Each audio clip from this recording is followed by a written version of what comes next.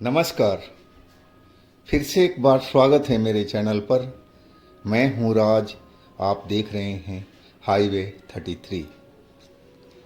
दोस्तों, आज की जो घटना है, कहानी है, ये सुखबीर जी ने भेजा है। सुखबीर जी एक टैक्सी ड्राइवर हैं और ये कहानी उनका 2010 की है। सुखबीर जी दिल्ली एयरपोर्ट से एक सवारी को लेकर के हरियाणा के सोनीपत ज़िले में गए थे और उसके बाद उनके साथ में जो हुआ वही कहानी मैं आपको बताने जा रहा हूँ। तो चलते हैं इनकी कहानी में। लेकिन दोस्तों, आप मेरे चैनल पर नए हो और अभी तक आपने मेरे चैनल को सब्सक्राइब नहीं किया है तो जल्दी से कर लीजिए और साथ में बेल आइकन को दबाना ना भूलिएगा। तो शुरू करते हैं आज की ये कहानी। दोस्तों, मेरा नाम सुखबीर है। मैं एक टैक्सी ड्राइवर हूँ और मेरा परिवार इसी से पलता है। मेरे फैमिली में बूढ़े माँ बाप, पत्नी और एक बेटा और एक साल की बेटी। मेरे पापा भी पहले टैक्सी चलाया करते थे, लेकिन अब वो बुज़ुर्ग हो चुके थे और उनका काम मैं अब संभाल लिया था। मैं दिल्ली एयरपोर्ट से अपना टैक्सी चलाया करता था और उसी से हमारी घर का खर्चा बर्चा सब कुछ चलता था। और एक रात मैं एक सवारी को लेकर के हरियाणा के एक गांव में गया, लेकिन मैं उस सवारी से बोला था कि देखो साहब, अगर ज़्यादा आपका गांव अंदर होगा तो मैं नहीं जाऊंगा। वो कहने लगा कि मेन रोड से बस कुछ ही मिनट का सफ़र है हमारे गांव का, आप आसानी से जा सकते हो, आ सकते हो, कोई तकलीफ़ नहीं होगी। अब मैं कहे अनुसार उसके साथ चल पड़ा था। लेकिन जब मैं मेन रोड से उसके गांव की तरफ चला तो पता लगा कि उसका गांव करीब करीब 4 किलोमीटर अंदर है। लेकिन सवारी को देख करके हमें उस जगह पर छोड़ नहीं सकता था। आखिरकार मुझे गांव पर उसको पहुंचाना पड़ा। वो रोड बहुत ही सोन सपाटा था और बारिश का दिन था, तो कभी कभी बारिश तेज़ होती थी और कभी कभी बारिश बिल्कुल रुक जाती थी। सड़क पर पानी ही पानी दिखाई पड़ रहा था। अब मैं उसको गांव पर छोड़ा तो रात के करीब 1 बज रहे थे। उसने तो पैसा देने में दिक्कत नहीं की, पैसा भी दिया और ऊपर से टिप भी दिया कि भाई आपने हमारी इस रात में मदद की और मुझे आपने सुरक्षित पहुंचा दिया। मैं भी अब वहाँ से अपनी टैक्सी मोड़ करके और दिल्ली के लिए निकल गया। जब मैं करीब 2 किलोमीटर पहुँचा तो वहाँ पर एक पुलिया मैंने देखा था जिसके ऊपर से मैं गुजर करके आया था, और वो पुलिया तो बिल्कुल बंद दिखाई पड़ रही थी, टूटी फूटी सी दिखाई पड़ रही थी। जबकि मैं उसी पुलिया से गुजर करके इस गांव तक पहुंचा था। मैं हैरान था कि कुछ ही देर तो हुए इस पुलिया से गुजरते हुए, या आखिरकार ये पुलिया टूटी फूटी क्यों दिखाई दे रही है। इस पर तो हम गाड़ी गुजार ही नहीं सकते थे, इतनी जर्जर हालत में ये पुलिया मुझे दिखाई पड़ रही थी। मुझे लगा कि मैं कहीं अपना रास्ता भटक तो नहीं गया हूँ, मुझे यही महसूस होने लगा।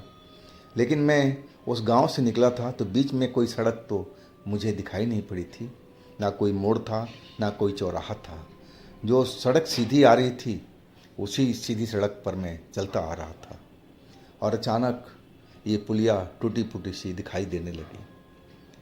मैं गाड़ी रोक करके सोचने लगा था, बारिश अब रुक चुकी थी, कि आखिर ये सब क्या हो रहा है। कहीं मैं गलत रास्ता पर आया होता तो वो भी मान लेता, लेकिन मुझे तो नहीं लग रहा कि मैं रास्ता गलत पर आया हूँ। लेकिन फिर भी मेरे मन में डाउट सा लग रहा था। मैं कार से बाहर उतर करके आसपास देखने लगा ताकि कोई हमें नज़र आ जाए। ताकि उसमें समझ पाऊँ कि मैं मेन रोड पर कैसे पहुँचूँ। तभी पुलिया के बाईं साइड में थोड़ा सा अंदर जाकर के मुझे एक घर सा दिखाई पड़ा और वहाँ पर रोशनी मुझे दिखाई दी जलती हुई। अब जहाँ रोशनी वहाँ तो इंसान होगा ही होगा, और वही समझ कर के मैं उस घर की तरफ चल पड़ा। वो घर बिल्कुल सुनसान एरिया में बना हुआ था। जिस गांव से छोड़ कर के आया हूँ उसके आसपास में मुझे कोई गांव दिखाई नहीं पड़ा था। तो ये अकेला सुनसान घर इस जगह पर कौन रहता है। खैर, मुझे कोई उससे लेना देना नहीं था। मुझे तो अपने रोड की जानकारी करना था कि मैं कैसे मेन रोड पर पहुंचूं और कौन सा रास्ता है। ये तो पुलिया बिल्कुल डैमेज है, इसे तो मैं अपनी कार को गुजार नहीं पाऊंगा। अब मैं उस रोशनी वाली जगह पर पहुंच गया था। मैं देखा कि एक बड़ा सा पुराने टाइप का घर बना हुआ था और बाहर लालटेन दो दरवाजे के पास टंगी हुई दिखाई दी। आज के बिजली के ज़माने में वहाँ लालटेन जलता हुआ देख करके थोड़ा मैं अचंभित तो हुआ था, लेकिन सोचा शायद यहाँ पर बिजली नहीं लिया होगा और तभी ये लालटेन का प्रयोग कर रहे हैं। और मैं दरवाजे पर दस्तक देने लगा। दरवाज़ा बंद था तो मैं ज़ोर ज़ोर से दस्तक देने लगा और चिल्लाने लगा, कोई है घर में, कोई है घर में। लेकिन काफ़ी देर दस्तक देने के बाद में, चिल्लाने के बाद में भी वो दरवाज़ा नहीं खुला। मैं थोड़ी देर के बाद में फिर वही अपना दस्तक देना शुरू किया और आवाज़ देना शुरू किया कि भाई, मैं एक मुसाफिर हूँ, ड्राइवर हूँ, रास्ता भटक गया हूँ, मुझे मेन रोड पर जाना है। क्या आप लोग बता सकते हो कि मेन रोड पर मैं कैसे जाऊँ। मैं दरवाज़ा फिर दस्तक देने ही लगा था कि दरवाज़ा मेरे हाथ के दस्तक से खुल गया। अब जो दरवाज़ा था वो बिल्कुल ओपन हो चुका था। अब मैं अंदर देखा तो अंदर प्रकाश तो दिखाई पड़ रही थी, लेकिन उसका सोर्स क्या था, लालटेन जल रहा था या और कोई रोशनी थी, मुझे मालूम नहीं हुआ। लेकिन मंद मंद रोशनी वहाँ पर हर तरफ दिखाई पड़ रही थी, बहुत धीमी रोशनी थी। मैं आवाज़ फिर लगाने लगा, कोई है घर में, आप लोग ज़रा बाहर निकलिए, हमारी मदद कीजिए। लेकिन कोई भी आवाज़ का जवाब नहीं मिला। मैं सोचा कि चलो अंदर ही चलते हैं, कोई ना कोई तो ज़रूर यहाँ इंसान होगा, जहाँ रोशनी है, घर है, तो कोई ना कोई तो ज़रूर होगा। मैं अंदर बढ़ा तो देखा तो उसमें बहुत सारे कमरे बने हुए हैं। बाहर से देखने में तो वो छोटा सा घर दिखाई पड़ रहा था, लेकिन अंदर में तो बहुत बड़े बड़े कमरे बने हुए दिखाई दे रहे थे और सभी के दरवाजे पुराने ज़माने वाले मुझे लग रहे थे। लकड़ी के नक्काशी किए हुए दरवाजे, वो एक तरह से महंगे दरवाजे होते हैं, लेकिन सभी के सभी बंद थे। और एक दरवाज़ा मुझे खुला हुआ दिखाई दिया, जिसका पल्ला अंदर की साइड में खुला हुआ था और उसमें भी रोशनी नज़र आ रही थी। मैं उस दरवाजे के पास पहुंच कर के फिर मैंने आवाज़ लगाया कि कौन है घर में, आप थोड़ा हमारी मदद कीजिए, मुझे रास्ता बताने में, मैं एक मुसाफिर हूँ। लेकिन फिर भी आवाज़ का जवाब नहीं मिला। अब मैं थोड़ा उस कमरे के अंदर में चला गया तो देखा कि एक पलंग बिछा हुआ है और उस पर कोई चादर, सफ़ेद चादर ओढ़े हुए लेटा हुआ है। अब मेरी हिम्मत नहीं हो रही थी किसी सोए हुए व्यक्ति को जगाने का, और वो भी मैं किसी के घर के अंदर, इतना अंदर घुस चुका था। अगर वो कोई आ जाए तो मुझे तो चोरी समझेगा कि मैं इस घर में चोरी करने के लिए घुसा हुआ हूँ। लेकिन मैं चिल्लाता रहा कि सुनिए, आप ज़रा उठ जाइए और मुझे रास्ता बता दीजिए कि मैं कैसे मेन रोड पर पहुँचूँ, मैं रास्ता भटक गया हूँ। लेकिन वो जो इंसान पलंग पर सोया हुआ था, चादर ओढ़े, पता नहीं कौन था, वो उठा नहीं। अब उसके नज़दीक पहुँच गया था। नज़दीक पहुँच कर के उसके सर के पास खड़ा होकर के फिर आवाज़ देने लगा, सुनिए सुनिए, आप ज़रा उठिए, प्लीज़ हमारी मदद कीजिए। लेकिन वो जो भी था वो लग रहा था कि बिल्कुल घोड़ा बेचकर सो रहा है या नशा करके सो रहा है, तभी तो इतना तेज़ आवाज़ देने पर नहीं उठ रहा था। मैं जो चादर ओढ़ रखा था सर पर और पूरा पैर तक ढक रखा था, मैंने उसके सर से चादर हटा दिया और जैसे ही चादर हटाया मैं तो देख करके एकदम हैरान रह गया था। जिसे मैं इंसान समझ रहा था वहाँ तो कोई इंसान जैसा था ही नहीं। वो तो एक खोपड़ी नुमा सर मुझे दिखाई दिया, बिना बालों का और हड्डी नुमा। अब बस वही देख करके मैं तो उछल पड़ा था, चिल्ला पड़ा था। मैं डर के मारे भागना चाहा, लेकिन उस कमरे का दरवाज़ा अपने आप बंद हो गया। अब तो मैं जैसे ही दरवाज़ा बंद हुआ मेरी तो हालत ख़राब हो गई। मैं देखा सामने में वो जो हड्डी नुमा जो मुझे सर दिखाई पड़ा था, अब वहाँ पर एक औरत बैठी हुई नज़र आई, जो उसके सर पर भरपूर बाल थे, लंबे लंबे, चेहरा भी सुंदर दिखाई पड़ रहा था और मेरी तरफ देखी जा रही थी। उसका आधा शरीर अभी भी पैर जो था चादर से ढका हुआ था। अब मैं खुद देख कर हैरान रह गया कि मैं चादर उठाया था तो ये तो खोपड़ी थी एक, और अभी कैसे ये एक औरत बन गई है। मुझे अपने आप पर विश्वास नहीं हो रहा था और वो औरत की आंखें किसी अंगारे की तरह जल रही थी। देखने में वो जुआ औरत ही दिखाई पड़ रही थी। 25 से 30 साल का उम्र का मुझे लग रही थी। अब मैं उसके तरफ हाथ जोड़ करके प्रार्थना नुमा हाथ जोड़ करके प्रार्थना करने लगा कि देखिए आप हमारी मदद कीजिए, मैं रास्ता भटक गया हूँ और मुझे सड़क पर जाना है, मेन रोड पर, मुझे आप रास्ता बता दीजिए। मैं एक मुसाफिर हूँ, एक ड्राइवर हूँ। आप मेरी बात सुन करके वो औरत पलंग से खड़ी हो गई। अब मेरी नज़दीक आ गई थी। जितनी नज़दीक आ रही थी मेरा सांस लग रहा था कि एकदम तेज़ तेज़ चल रहा हो, दिल की धड़कन बढ़ रही थी।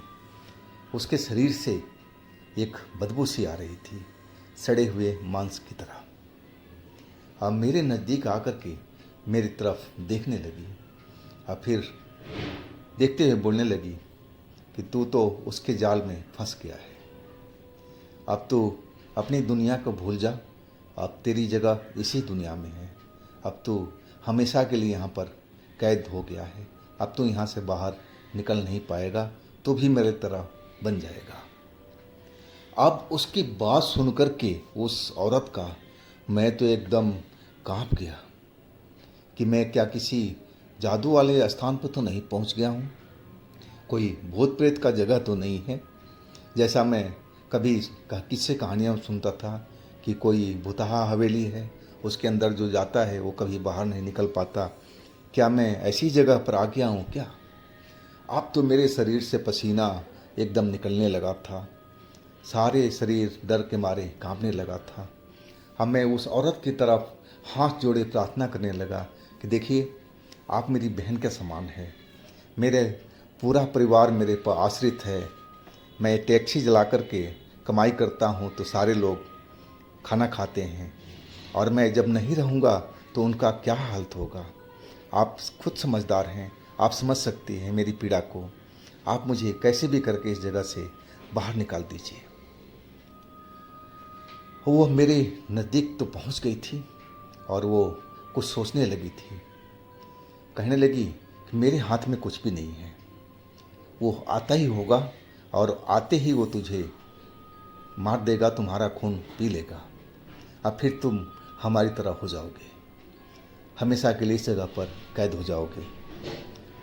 मैं दरवाजे पर भागा ताकि मैं दरवाज़ा खोल करके निकल सकूं, लेकिन दरवाज़ा तो खोल ही नहीं रहा था। मैं बहुत कोशिश किया दरवाज़ा खोलने की, लेकिन वो दरवाज़ा मुझसे नहीं खुला। मैं उससे कहने लगा, बहन आप मेरी मदद करो ना, इस दरवाजे को खोल दो प्लीज़, ताकि मैं इस जगह से भाग जाऊं। वो कहने लगी, ये दरवाज़ा मुझसे भी नहीं खुलेगा, सब दरवाजे उसी की शक्ति से चलते हैं, वो जौन सी दरवाज़ा खोलना चाहता है वो खोल देता है, जिसे बंद करना चाहता है वो बंद कर देता है। अब तुम यहाँ से नहीं निकल सकते, अब तुम हमेशा इसी जगह पर कैद होके रह जाओगे, मेरी तरह बंद करके। और तभी वो दरवाज़ा खुला और उसके अंदर कोई प्रवेश किया। मैंने देखा वो कम से कम 7 या 8 फुट का एक लंबा इंसान जैसा ही था। सर के बाल बिल्कुल सफ़ेद और लंबे लंबे, दाढ़ी भी लंबी लंबी और सफ़ेद थी। उसकी आँख अंगारे की तरह दहक रहे थे और हमारी तरफ वो बढ़ता हुआ चला आया। उसकी आँखों में एक चमक सी, लाल चमक सी दिखाई दे रही थी, चेहरे पर एक मुस्कान सा नज़र आ रहा था। और तभी वो जो लड़की थी, वो औरत जो थी, वो हमारे दोनों के बीच में आ गई और उसके आगे खड़ी हो गई और कहने लगी, आप इसको बकस दो, ये मेरा भाई की तरह है, इसने मुझे बहन कहा है, तो आप इतना तो कर ही सकते हो, ये गलती से अनजाने में इस जगह पर आ गया है। वो उस शैतान से प्रार्थना करने लगी और वो शैतान उसको धक्का देने लगा, तुम हट जाओ मेरे बीच से, बहुत मुश्किल से तो शिकार फंसा है, कैसे मैं इसको जाने दूं, मुझे भूख लग रही है, मुझे इसका खून पीना है। और जैसे बोलता जा रहा था मेरा खून तो वैसे ही पानी बन रहा था। डर के मारे मैं काँप रहा था। मैं मन ही मन भगवान से प्रार्थना कर रहा था कि हे भगवान, मुझे इस जगह से, इस नरक से बाहर निकालिए। औरत उसको समझाने की भरपूर कोशिश कर रही थी कि देखो, आप तो हर शिकार को मार देते हो, खा लेते हो, खून पी लेते हो, कभी मैंने कभी रोका है? इस लड़के ने मुझे बहन माना है, तो इतना तो कर ही सकते हो, मेरे लिए इसको छोड़ दो, आगे मैं कभी आपको रोकूंगी नहीं। वो औरत उसको समझाने लगी थी। पता नहीं क्या वो सोचा और फिर बोला, ठीक है, लेकिन इसकी ये आखिरी बार है, अगर दोबारा ये दिखा तो तुम रोकने मत आना, समझ गई ना? बोलो उसको जाए, निकले यहाँ से। और एक साइड में हो गया था। और वो जो औरत थी मेरा हाथ पकड़ी, जैसे ही हाथ पकड़ी मेरा सारा शरीर सुन्न सा हो गया था। मुझे लगा कि मैं हवा में उड़ रहा हूँ और मेरे चारों तरफ सफ़ेद सफ़ेद रोशनी चमक रही है और मैं उस रोशनी में एकदम कहीं उड़ता चला जा रहा हूँ, आसमान में हूँ, मुझे ऐसा महसूस हुआ। और उसके बाद मुझे कुछ भी होश नहीं था। जब मुझे होश आया तो मैं अपनी कार के ड्राइविंग सीट पर बैठा हुआ था और सुबह होने जा रही थी। सबसे पहले मेरी नज़र मुझे अपने आप पर पड़ी तो मैं देखा कि मैं बिल्कुल सही सलामत हूँ। और फिर जब सामने नज़र पड़ी उस पुलिये पर, तो वो पुलिया भी बिल्कुल सही सलामत थी। जिस तरह से मैंने रात को रोड को पार करके आया था, वो वैसे ही दिखाई पड़ी। मैं रात की घटना मन में याद करके सिहर सा गया था और मुझे लगा कि मैं कोई बहुत बड़ा सपना, खतरनाक सपना देखा हूँ।